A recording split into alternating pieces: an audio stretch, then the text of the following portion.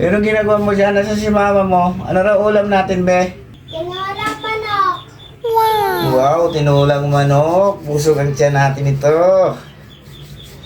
Sakto, gutom na ako. Ha, ito na, tinulang manok. Yan, tama, takpan, baka lang awin eh.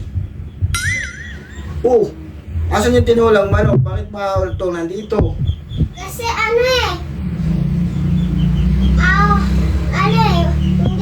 Hindi nakaluto si mama kasi wala akong pambiling asin.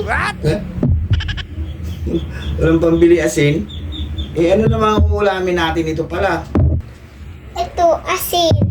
Oh, akala ko ba walang pambili ng asin kaya hindi naluto yung manok?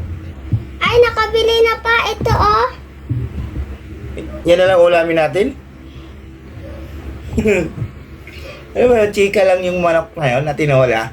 Chika lang.